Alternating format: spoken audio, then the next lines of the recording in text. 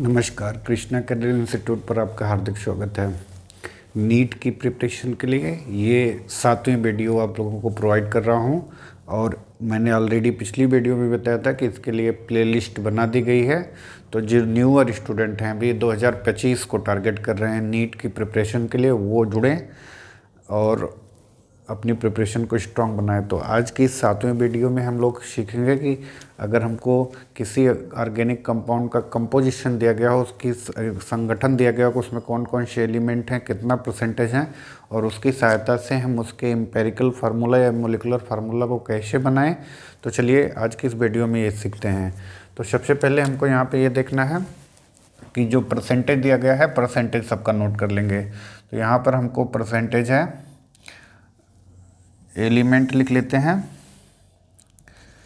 कौन कौन से एलिमेंट हैं। तो एलिमेंट 3 गिवन है, कार्बन, हाइड्रोजन और क्लोरीन।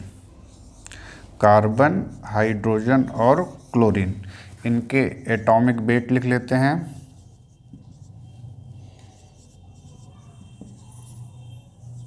इनके एटॉमिक वेट, तो कार्बन का एटॉमिक वेट आपको मालूम है 12 होता है, हाइड्रोजन का एटॉमिक वेट 1 होता है और क्लोरीन का एटॉमिक वेट होता है 35.5।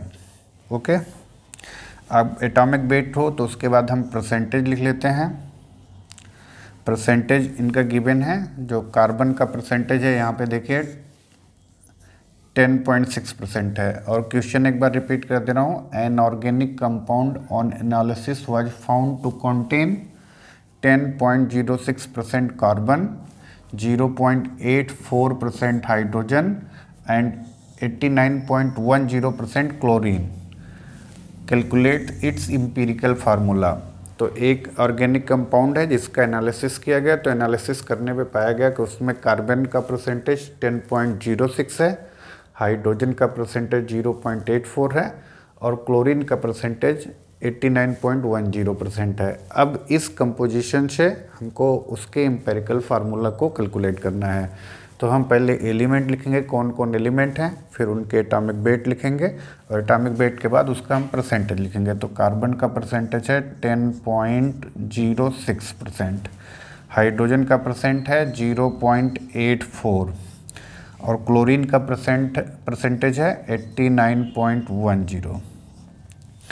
अब अगला स्टेप करने से पहले हम यहाँ पे देखेंगे कि क्या सभी का जो जितने परसेंटेज दिए गए हैं उनका सम जो है 100 बन जाता है कि नहीं है। अगर सबका सम 100 बन जाता है तो फिर अगला एलिमेंट इसमें नहीं है, यानी इतने ही एलिमेंट हैं। अगर सम नहीं होता है, 100 नहीं होता, तो 100 में से लेस करने के बाद जितना इनको टोटल जोड़ने पे आएगा 100 में से उसको लेस करेंगे और बचा हुआ जो एलिमेंट होगा वो ऑक्सीजन होगा। अगली वीडियो में उसको देखते हैं। तो इस वीडियो में यहाँ पे हमको क्या करना है, परसेंटेज ऑफ, अगला स्टेप जो होगा इतना नोट करने के बाद परसेंटेज ऑफ एलिमेंट लिखना है, percentage of element upon atomic weight कर देना है।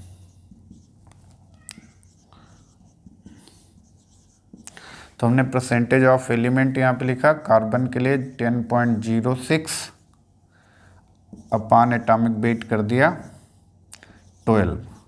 तो इसको हमने जब डिवाइड किया, 12 से इसको डिवाइड करेंगे तो यहाँ पे 10 में तो जाएगा नहीं, एक 1 टाइम भी नहीं जाएगा, तो हम यहाँ पे पॉइंट लगा लेंगे और अग्नि 100 हो जाएगा तो 8 टाइम जाएगा, 837, यानी इसको समथिंग कर सकते हैं कि 0.84 आ गया। अब यहाँ पे जो 0.84 है उससे हमको डिवाइड करना है, इसका एटॉमिक नंबर देखिए, इसका एटॉमिक वेट 1 है, तो इसके परसेंटेज को, जो इसका परसेंटेज है हाइड्रोजन को, उसके परसेंटेज, उसको एटॉमिक वेट से यहाँ पे डिवाइड करना है। तो 1 से डिवाइड कर देंगे तो ये हो जाएगा 0.84। अब यहाँ पे 89.10 परसेंटेज है क्लोरीन इस ऑर्गेनिक कंपाउंड में और इसका एटॉमिक वेट है 35.5 और इसको डिवाइड करिए तो इसको डिवाइड करने से आ जाएगा 2.51। तो 3 नंबर्स हमको मिले 3 एलिमेंट से, एक 0.84 मिला, एक 0.84 दूसरा भी मिला है और तीसरा मिला है 2.51। अब अगले स्टेप में हमको क्या करना है कि जो सबसे स्मॉलेस्ट नंबर है, जो वैल्यू हमको फाइंड हुई है डिवाइड करने के बाद percentage of element upon atomic weight divide करने के बाद जो नंबर्स हमको मिली हैं उसमें सबसे स्मॉलेस्ट नंबर देखनी है। तो सबसे स्मॉलेस्ट नंबर इन तीनों में है 0.84। ओके, और जो 0.84 सबसे स्मॉलेस्ट नंबर है उसी से तीनों नंबर में जो वैल्यू आई है हमारी उसमें बाय डिवाइड करना है। तो 0.84 अपॉन 0.84 यानी 1 आ जाएगा, और ये भी हम करेंगे 0.84 अपॉन 0.84 इजिकल टू हो जाएगा ये भी 1, और ये हो जाएगा 2.51 अपॉन 0.84 यानी सेम नंबर से जो सबसे स्मॉलेस्ट है सब में डिवाइड किया तो यहाँ पे हो गया समथिंग 3। तो तीनों को डिवाइड करने के बाद हमको एक वहाँ पे एलिमेंट का सिंपल रेशियो पता लग गया, और सिंपल रेशियो से ही जो फार्मूला बनता है उस फार्मूले को हम क्या बोलते हैं, एम्पिरिकल फार्मूला।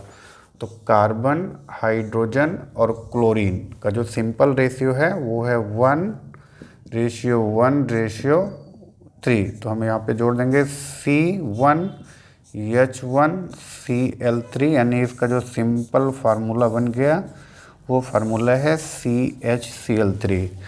तो इस ऑर्गेनिक कंपाउंड के कंपोजिशन से हमको कंपोजिशन मालूम था, लेकिन हमने उसका फार्मूला जनरेट कर लिया CHCl3, ये क्लोरोफॉर्म का फार्मूला है।